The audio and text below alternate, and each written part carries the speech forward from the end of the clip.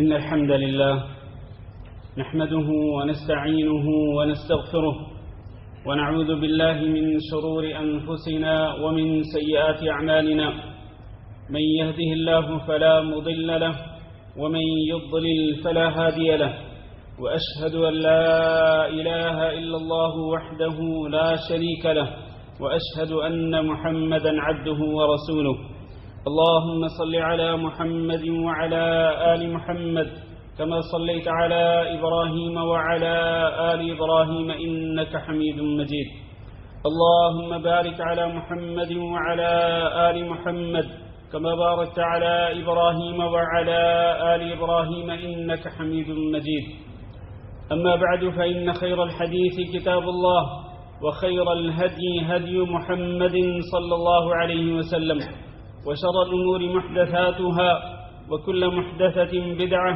وكل بدعة ضلالة وكل ضلالة في النار. أعوذ بالله من الشيطان الرجيم. يا أيها الذين آمنوا اتقوا الله حق تقاته ولا تموتن إلا وأنتم مسلمون. يا أيها الناس اتقوا ربكم الذي خلقكم من نفس واحدة وخلق منها زوجها وبث منهما رجالا كثيرا ونساء واتقوا الله الذي تساءلون به والأرحام إن الله كان عليكم رقيبا. يا أيها الذين آمنوا اتقوا الله وقولوا قولا سديدا يصلح لكم أعمالكم ويغفر لكم ذنوبكم ومن يطع الله ورسوله فقد فاز فوزا عظيما. قابل قدر ساتھیوں، بھائیوں اور دوستوں، آج کے خطبہ جمعہ کی ابتدا ہم ایک واقعہ سے کرتے ہیں جس کے راوی حضرت ابو ہریرہ رضی اللہ تعالیٰ عنہ ہیں. وہ بیان کرتے ہیں کہ ایک دن نبی کریم صلی اللہ علیہ وسلم دوپہر کے وقت اپنے گھر سے باہر نکلے. آپ نے دیکھا کہ حضرت ابو بکر صدیق رضی اللہ تعالیٰ عنہ اور حضرت عمر بن خطاب رضی اللہ تعالیٰ عنہ یہ دونوں صحابہ کرام بھی عین اسی گھڑی کے اندر اپنے گھروں سے باہر نکلے.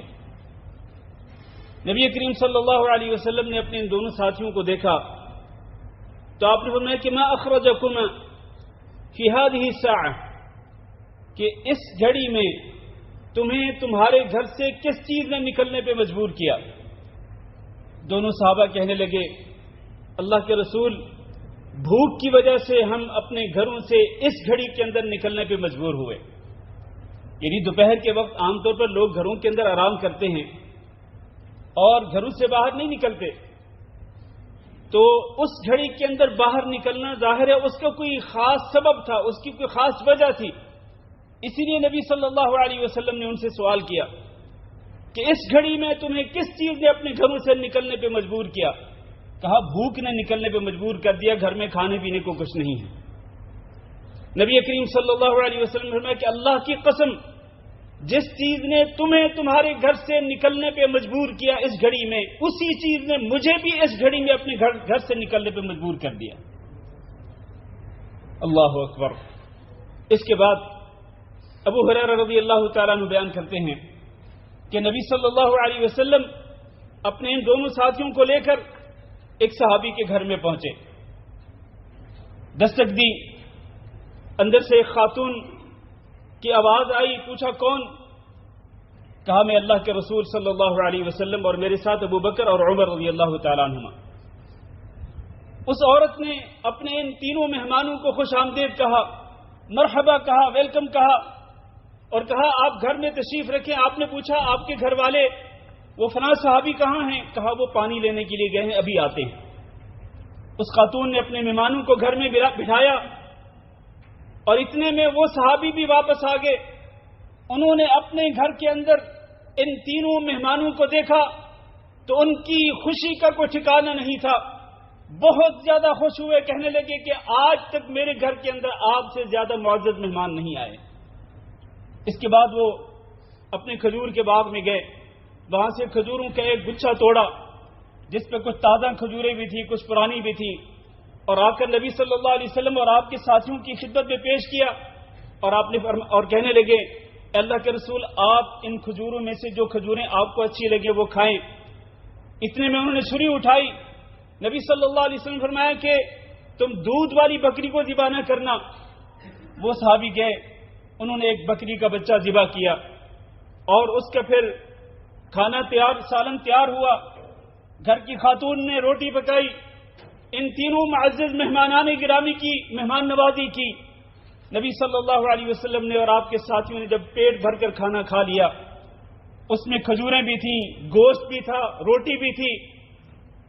پیٹ بھر کر کھانا کھانے کے بعد آپ صلی اللہ علیہ وسلم نے ایک حدیث ارشاد فرمائی. وہ کیا ہے؟ وہ ذرا کانوں کی کھڑکیاں کھول لیں اور اس حدیث کو, آپ کے اس فرمان کو اپنی ذہنوں کے اندر اچھی طرح سے بٹھائیں اور یاد رکھیں کہ یہ کھانا جو آج ان مہمانوں نے کھایا تھا یہ بڑی مدت کے بعد ان کو ملا تھا. جو کھانا ہم روزانہ کھاتے ہیں وہ ہماری ڈیلی خوراک ہے, ہم روزانہ صبح و شام وہ خوراک کھاتے ہیں, لیکن ان کو بہت عرصے کے بعد اس قسم کا کھانا ملا تھا اور بہت عرصے کے بعد ان کو پیٹ بھر کر کھانا کھانے کا موقع ملا تھا. آپ نے کیا فرمایا؟ فرمایا اس ذات کی قسم جس کے ہاتھ میں میری جان ہے, اللہ کی قسم تمہیں ان نعمتوں کے بارے میں قیامت کے دن تم سے پوچھ گچھ کی جائے گی. تم اپنے گھروں سے باہر نکلے تھے, تم بھوکے تھے, لیکن اللہ رب العزت نے تمہیں کھانا کھلایا. تمہیں ان نعمتوں پر قیامت کے دن اللہ کے ہاں جواب دہ ہونا پڑے گا. ان نعمتوں کے بارے میں تم سے پوچھ گچھ کی جائے گی. میرے بھائیوں, یہ واقعہ میں نے کیوں ذکر کیا ہے؟ اس لیے کہ ان حضرات کو تو بڑے عرصے کے بعد اس قسم کا کھانا ملا تھا اور اللہ کے رسول نے خبردار کیا کہ ان نعمتوں کے بارے میں پوچھ گچھ کی جائے گی. اور ہم صبح و شام بلکہ دن میں 3 بار پیٹ بھر کے کھانا کھاتے ہیں اور ہمارے گھر کے اندر فریزر اور ریفریجریٹر جو ہے وہ بھرا ہوا ہوتا ہے اس قسم کی نعمتوں کے ساتھ. ہمارے گھروں کے اندر کوئی کمی نہیں ہوتی, لیکن کیا ہم ان نعمتوں پر اللہ رب العزت کا شکرانہ ادا کرتے ہیں؟ اور کیا کبھی ہمارے ذہنوں کے اندر یہ خیال پیدا ہوا کہ اللہ تعالیٰ فرماتے ہیں ثم لتسألن یومئذ عن النعیم, پھر تم سے ضرور ان نعمتوں کے بارے میں سوال کیا جائے گا. اللہ پوچھے گا کہ کیا میں نے تمہیں کھانا, پیٹ بھر کر کھانا کھانے کے لیے کھانا نہیں دیا تھا؟ کیا میں نے تمہیں ٹھنڈا پانی نہیں دیا تھا جس کے ساتھ تم نے اپنی پیاس کو بجھایا تھا؟ اور کیا میں نے تمہیں یہ ٹھنڈی چھاؤں, سایہ اور اس قسم کی بہت ساری نعمتیں میں نے عطا نہیں کی تھیں؟ میرے عزیز بھائیوں, کل قیامت کے دن ہم اللہ رب العزت کے سامنے کیا جواب دیں گے؟ افسوس کا مقام یہ ہے کہ رزق کی فراوانی ہے الحمدللہ, اس پر ہم اللہ رب العزت کا جتنا بھی شکر ادا کریں اتنا کم ہے. رزق کی فراوانی ہے, لیکن پھر بھی اس کے باوجود بھی ہم میں سے ہر ایک کا, تقریباً ہر ایک کا رونا یہ ہوتا ہے کہ یار اتنا کماتے ہیں لیکن پھر بھی خرچے پورے نہیں ہوتے ہیں. دن رات محنت کرتے ہیں, جاب ڈیوٹی بھی کرتے ہیں, اوور ٹائم بھی لگاتے ہیں اور بڑا پیسہ کماتے ہیں, لیکن پھر بھی پوری نہیں پڑتی. گھر والوں کے خرچے پورے نہیں ہوتے.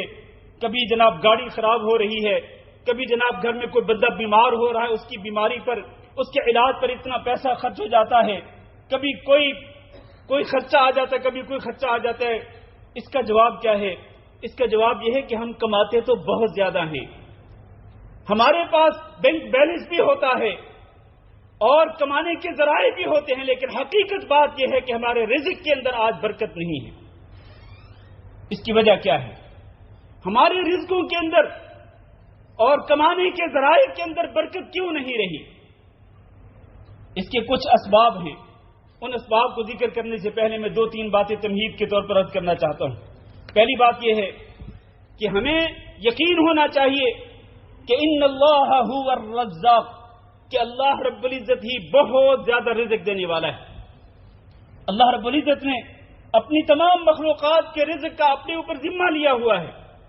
اللہ نے فرمایا وَمَا مِن دَابَّةٍ فِي الْأَرْضِ إِلَّا عَلَى اللَّهِ رِزْقُهَا, زمین پر چلنے والا کوئی بھی جاندار نہیں مگر اس کا رزق اللہ رب العزت نے اپنے ذمہ لے رکھا ہے. زمین پر چلنے والے جتنے بھی جاندار ہیں, صرف انسان نہیں, انسانوں کے علاوہ جتنے بھی جاندار ہیں, جانور ہیں, وہ چرند پرند ہیں, وہ کیڑے مکوڑے ہیں, وہ سمندروں کے اندر تیرنے والی مچھلیاں ہیں، اسی طرح اللہ رب العزت کی بے شمار مخلوقات جن کو ہم جانتے بھی نہیں ہیں۔ اللہ رب العزت نے ان کے رزق کا، ان کی خوراک کا کیسے کیسے بندوبست کر دیا ہے۔ اللہ کی قسم، کوئی زبان اس چیز کو بیان نہیں کر سکتی، کوئی قلم اس چیز کو لکھ نہیں سکتا ہے، اور آج کے کمپیوٹر کے دور میں کوئی کیلکولیٹر ان چیزوں کا حساب بھی نہیں کر سکتا ہے۔ زمین کی گہرائی کے اندر بسنے والے کیڑوں مکوڑوں کا اللہ تعالیٰ نے رزق اور ان کی خوراک کا کیسے کیسے بندوبست کر دیا، ہم جانتے بھی نہیں ہیں۔ میرے عزیز بھائیوں، اللہ رب العزت ہی رزاق ہے۔ اللہ نے فرمایا اللہ الذی خلقکم، اس آیت کو ذرا توجہ سے سنیے گا۔ اللہ الذی خلقکم ثم رزقکم ثم یمیتکم ثم یحییکم، اللہ وہ ہے جس نے تمہیں پیدا کیا، پھر وہ تمہیں رزق بھی دیتا ہے، پھر وہ تمہیں مارے گا، پھر وہ تمہیں زندہ کرے گا۔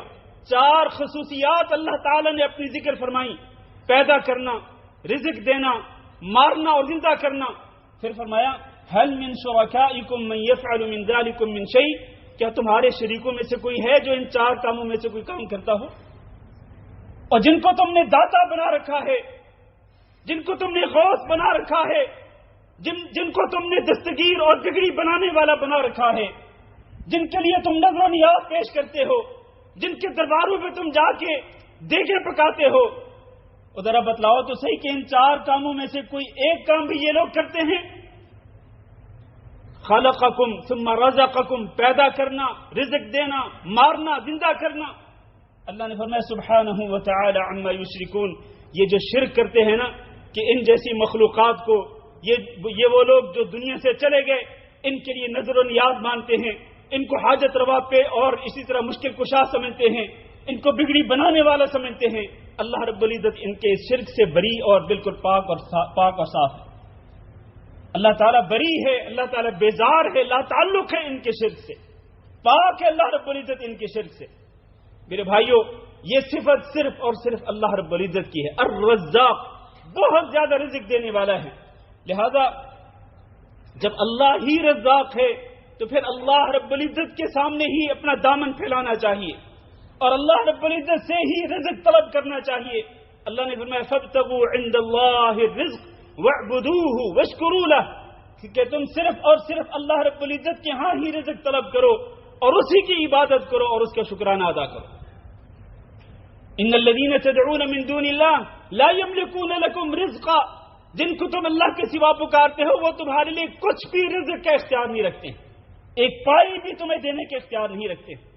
پھر تم کس لحاظ سے ان کے درباروں مزاروں پہ جا کے ان کے سامنے رکوع بھی کرتے ہو، ان کے سامنے سجدے بھی کرتے ہو، ان سے مانگتے بھی ہو، ان سے امیدیں بھی رکھتے ہو، ان کا خوف بھی اپنے دل میں بساتے ہو؟ ان کے اختیار میں لا یملکون مثقال ذرۃ فی السماوات ولا فی الارض، آسمانوں اور زمین میں ایک رائی کے دانے کے برابر بھی کسی چیز کا وہ اختیار نہیں رکھتے۔ ان تدعوہم لا یسمعوا دعاءکم، اگر تم انہیں پکارو گے تو وہ تمہاری پکار سنیں گے بھی نہیں۔ وَلَوْ سَمِعُوا مَا اسْتَجَابُوا لَكُمْ، اور اگر وہ سن بھی لیں تو تمہاری پکار کا جواب ہی نہیں دے سکتے ہیں۔ پھر کیوں تم غیر اللہ کو پکارتے ہو؟ فَابْتَغُوا عِنْدَ اللَّهِ الرِّزْقَ، صرف اکیلے اللہ رب العزت کے ہاں ہی رزق تلاش کرو۔ اللہ رب العزت نے ارشاد فرمایا، حدیث قدسی ہے کہ یا عبادی کلکم جائع الا من اطعمتہ، میرے بندو تم سارے کے سارے بھوکے ہو سوائے اس کے جس کو میں کھلاتا ہوں، لہذا تم مجھ سے کھانا طلب کرو، میں تمہیں کھلاؤں گا۔ یا عبادی کلکم عار الا من کسوتہ، اے میرے بندو تم سارے کے سارے برہنہ اور ننگے ہو سوائے اس کے جس کو میں پہننے کے لیے دیتا ہوں، لہذا تم پہننے کے لیے لباس بھی مجھ سے طلب کرو، میں تمہیں پہننے کے لیے لباس بھی دوں گا۔ پھر اللہ رب العزت نے فرمایا یا عبادی لو ان اولکم وآخرکم وانسکم وجنکم قاموا فی صعید واحد، اللہ کی قسم اگر تم سارے کے سارے لوگ، تمہارے پہلے بھی تمہارے پچھلے بھی، انسان بھی جن بھی، اگر کسی ایک میدان کے اندر جمع ہو جائیں اور پھر وہ اپنی اپنی خواہشات کے مطابق اپنے رب سے سوال کریں اور پھر رب ان کو ان کی خواہشات کے مطابق دے بھی دے، تو اللہ فرماتے ہیں ما نقص ذلک مما عندی الا كما ينقص المخيط اذا ادخل البحر، میرے رزق کے خزانوں کے اندر کوئی کمی واقع نہیں ہوگی، صرف اتنی کمی واقع ہوگی کہ ایک انسان اگر ایک سوئی کو سمندر کے پانی کے اندر ڈبوئے تو جتنی کمی سمندر کے پانی کے اندر آئے گی اتنی ہی کمی میرے رزق کے خزانوں کے اندر واقع ہوگی۔ جس کا مطلب یہ ہے کہ میرے رزق کے خزانوں کے اندر کوئی کمی واقع نہیں ہوگی۔ اگر اللہ رب العزت ہر ایک کو اس کی خواہش کے مطابق عطا کر دے پھر بھی اللہ کے خزانوں کے اندر کوئی کمی واقع نہیں ہوگی۔ اس لیے کیوں در در کی ٹھوکریں کھاتے ہیں اور کیوں غیر اللہ کے پاس جاتے ہیں؟ اس اللہ رب العزت کی بارگاہ میں آئیں، اللہ رب العزت کی بارگاہ میں کھڑے ہو کر رکوع کرتے ہوئے سجدہ کرتے ہوئے اللہ رب العزت سے مانگیں، پھر اللہ رب العزت آپ کو رزق دے گا۔ اور پھر یہ ضروری نہیں کہ اللہ رب العزت آپ کو کھلا رزق دے، نہیں میرے بھائیوں، اگر اللہ رب العزت آپ کو اتنا رزق دے دے جس میں اللہ تعالیٰ برکت ڈال دے اور اس کے ساتھ آپ کی ضرورتیں پوری ہو جائیں تو اس پر آپ اللہ رب العزت کا شکر ادا کریں، ورنہ ہم میں سے ہر ایک کا پیٹ نہیں بھرتا ہے۔ یہ تو اللہ کے نبی کا فرمان ہے کہ ابن آدم جو ہے اس کے پیٹ کو قبر کی مٹی ہی بھرے گی، اس سے پہلے ابن آدم کا پیٹ بھرنے والا نہیں ہے۔ اگر اس کے پاس 2 سونے کی وادیاں بھی ہوں تب بھی یہ مطالبہ کرے گا کہ سونے کی تیسری وادی بھی اس کو مل جائے۔ اگر ایک بندہ لاکھوں کا مالک ہے تو وہ کروڑوں کی تڑپ کے اندر اور کروڑوں کو تلاش کرتے ہوئے وہ دن رات اپنی توانائیاں کھپاتا ہے، اور اگر کروڑوں کا مالک ہے تو پھر بھی وہ دن رات توانائیاں کھپا دیتا ہے، دن رات جدوجہد اور محنت کرتا ہے کہ کاش وہ اربوں کا مالک بن جائے، اور اربوں کے مالک جو ہے وہ کھربوں کے مالک بننا چاہتے ہیں۔ ابن آدم کا پیٹ نہیں بھرتا میرے بھائیوں، لیکن میرے بھائیوں یہ بات یاد رکھو، اللہ رب العزت آپ کو اگر رزق کے حلال عطا کر دے، چاہے وہ تھوڑا کیوں نہ ہو، اس میں اللہ رب العزت برکت ڈال دے اور اس کے ذریعے اللہ رب العزت آپ کی ساری حاجات کو ضرورتوں کو پورا کر دے، یہ اللہ رب العزت کی ایسی نعمت ہے کہ جس پر ہم اللہ رب العزت کا جتنا بھی شکر ادا کریں اتنا کم ہے۔ نبی کریم صلی اللہ علیہ وسلم کے ارشاد سنیے، من اصبح منکم معافی فی جسدہ، جو شخص بھی صبح اس حالت میں کرے کہ اس کا جسم تندرست ہو، صحت مند ہو،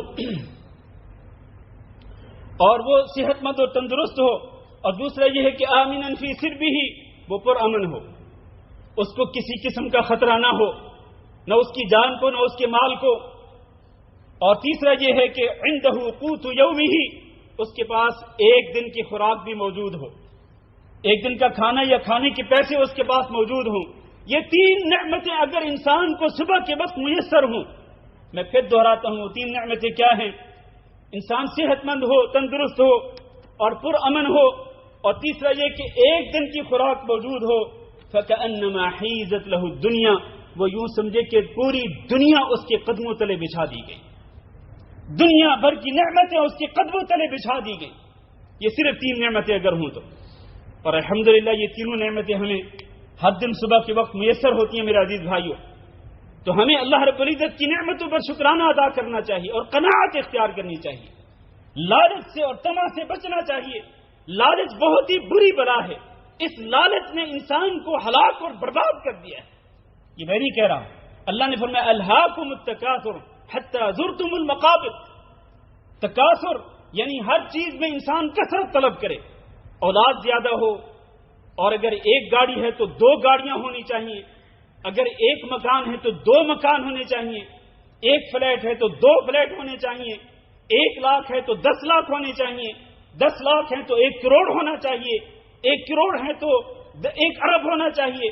یہ جو زیادتی کی طلب جو ہے، لالچ جو ہے انسان کو، یہ وہ لالچ ہے، زیادتی یعنی زیادہ چیزوں کی تڑپ اور خواہش جو ہے، اس نے انسان کو بالکل غافل کر کے رکھ دیا ہے، یہاں تک کہ انسان اسی لالچ کے اندر چلتے چلتے قبر کے منہ پر پہنچ جاتا ہے۔ کلا سوف تعلمون ثم کلا سوف تعلمون، پھر عنقریب تم جان لو گے، عنقریب تمہیں پتہ چل جائے گا کہ تم اللہ رب العزت کی نعمتوں کی کس طرح ناشکری کرتے تھے۔ اس لیے میرے عزیز بھائیوں، ہمیں اللہ کی نعمتوں پر شکرانہ بھی ادا کرنا چاہیے اور اللہ کی دی ہوئی نعمتوں پر قناعت بھی اختیار کرنی چاہیے۔ اور میں نے جو بنیادی سوال اٹھایا تھا آج کے خطبے کے شروع میں کہ ہمارے رزق کے اندر برکت کیوں نہیں ہے، اس کے کئی اسباب ہیں۔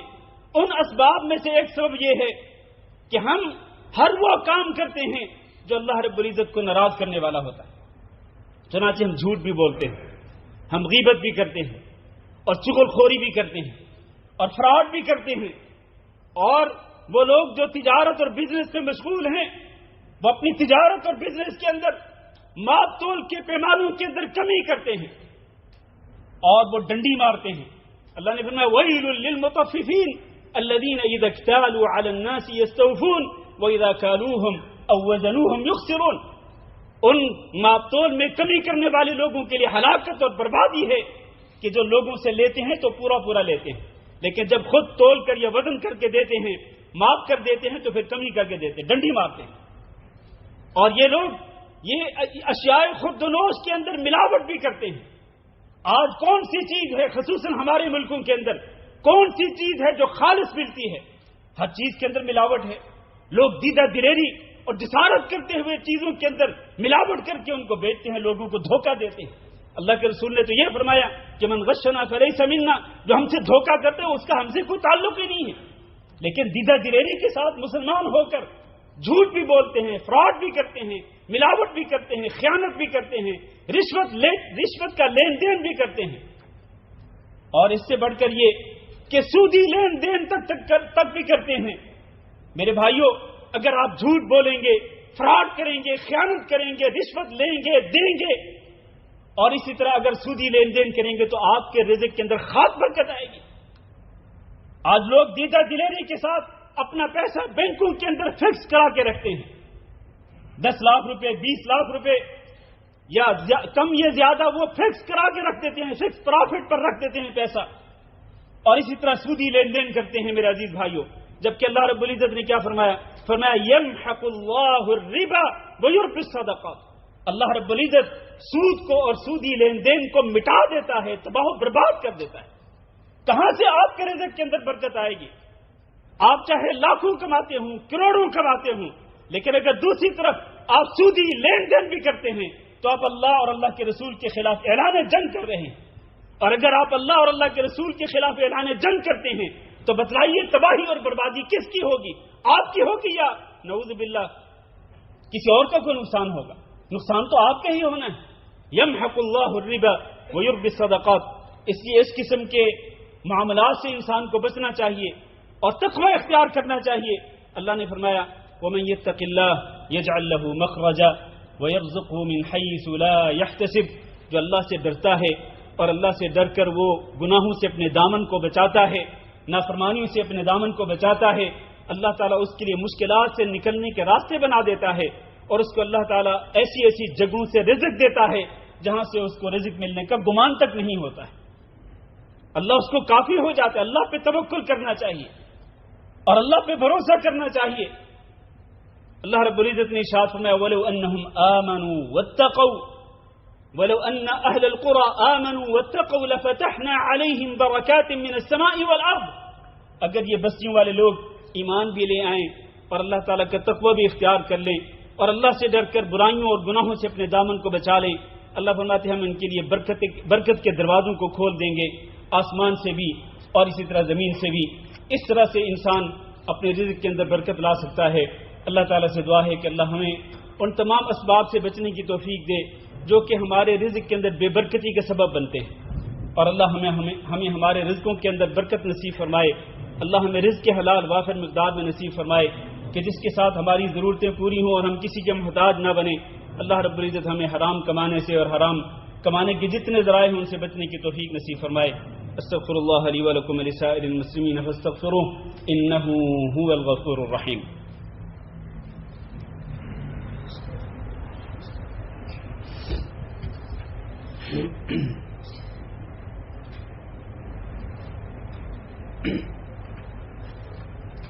إن الحمد لله نحمده ونستعينه ونستغفره ونعوذ بالله من شرور أنفسنا ومن سيئات أعمالنا. من يهده الله فلا مضل له ومن يضلل فلا هادي له، وأشهد أن لا إله إلا الله وحده لا شريك له، وأشهد أن محمدا عبده ورسوله. اللهم صل على محمد وعلى آل محمد كما صليت على إبراهيم وعلى آل إبراهيم إنك حميد مجيد. اللهم بارك على محمد وعلى آل محمد كما باركت على إبراهيم وعلى آل إبراهيم إنك حميد مجيد. اما بعد، میرے عزیز بھائیو اور دوستو، آپ اگر اپنے رزق میں برکت چاہتے ہیں تو پھر آپ کو کئی کام کرنے ہوں گے، ان کاموں کے علاوہ جن کا میں نے پہلے خطبہ کے اندر ذکر کیا ہے.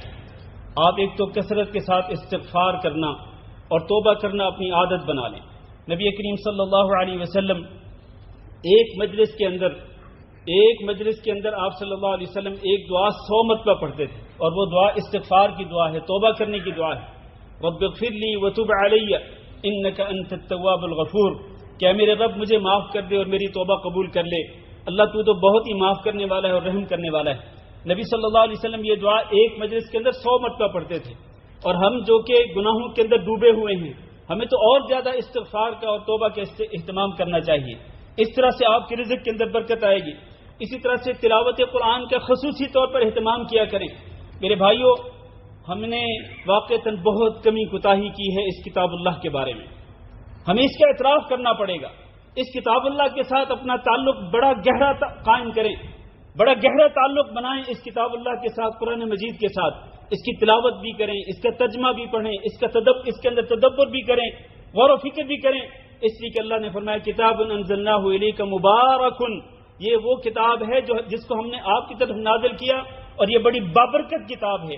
آپ اس بابرکت کتاب کی تلاوت کریں گے، اس کا ترجمہ پڑھیں گے، اس کی تفسیر کا مطالعہ کریں گے، اس سے اپنا تعلق مضبوط تر بنائیں گے، تو آپ کی زندگی میں بھی برکت آئے گی، آپ کے اہل و عیال کے اندر بھی برکت آئے گی، آپ کے گھر کے اندر بھی برکت آئے گی، اور آپ کے رزق اور آپ کی کمائی کے جتنے بھی ذرائع ہیں ان تمام ذرائع کے اندر اللہ رب العزت برکت نصیب فرمائے گا. اسی طرح سے میرے بھائیوں، مال اللہ کے راستے میں خرچ بھی کیا کریں اپنی استطاعت کے مطابق. آپ جتنا بھی خرچ کریں گے اپنی استطاعت کے مطابق اللہ تعالیٰ اس کی جگہ پہ آپ کو اور دے دے گا. آپ نے وہ حدیث سنی ہوگی کہ روزانہ صبح کے وقت 2 فرشتے اللہ تعالیٰ ان کی ڈیوٹی لگا دیتا ہے. ایک فرشتہ یہ دعا کرتے کہ اللہ آج جو خرچ کرے گا اس کو اور عطا کرنا، اور جو خرچ نہیں کرے گا اللہ اس کے مال کو تباہ کر دینا. 2 فرشتے روزانہ یہ دعا کرتے ہیں. ایک دعا کرتا ہے خرچ کرنے والے کے حق میں، اور دوسرا بد دعا کرتا ہے خرچ نہ کرنے والے کے خلاف. اس لیے ہمیں فرشتوں کی دعا کا حقدار بننا چاہیے، مستحق بننا چاہیے، اور مال اللہ کے راستے میں خرچ کرنا چاہیے. اس طرح بھی آپ کے رزق کے اندر برکت آئے گی. آخری بات یہ ہے کہ اپنے والدین کے ساتھ اچھا سلوک کیا کریں، اور اپنے رشتہ داروں کے ساتھ تعلقات کو خوشگوار بنائیں. آپ اگر صلہ رحمی کریں گے تو صلہ رحمی کے ذریعے بھی اللہ رب العزت آپ کے رزق کے اندر برکت دے گا. نبی کریم صلی اللہ علیہ وسلم کے ارشاد گرامی ہے کہ جو شخص اس بات کو پسند کرتا ہو کہ اس کے رزق کے اندر برکت دے دی جائے، اور اس کو فراوانی کے ساتھ کھلا رزق دیا جائے، اور اس کی عمر میں بھی برکت دے دی جائے، تو اس کو چاہیے کہ وہ اپنے والدین سے بھی اچھا سلوک کرے اور اپنے رشتہ داروں کے ساتھ بھی وہ اچھے تعلقات قائم کرے. اس طرح اس کے رزق کے اندر برکت دے دی جائے گی. اللہ تعالیٰ سے دعا کرتے ہیں کہ اللہ ہم سب کو ہمارے رزق کے اندر برکت نصیب فرمائے، اور اللہ تعالیٰ بے برکتی سے بچائے. اللهم اغفر لنا وللمؤمنين والمؤمنات وللمسلمين والمسلمات الأحياء منهم والأموات. اللهم إنا نسألك العفو والعافية والمعافاة الدائمة في الدنيا والآخرة. اللهم إنا نسألك رضاك والجنة ونعوذ بك من سخطك والنار. اللهم فرج هم المهمومين ونفس كرب المكروبين واقض الدين عن المدينين واشف مرضانا ومرضى المسلمين. اللهم آمنا في أوطاننا واجعل هذا البلد آمنا مطمئنا وسائر بلاد المسلمين. عباد الله، إن الله يأمر بالعدل والإحسان وإيتاء ذي القربى وينهى عن الفحشاء والمنكر والبغي يعظكم لعلكم تذكرون. سبحان ربك رب العزة عما يصفون وسلام على المرسلين والحمد لله رب العالمين.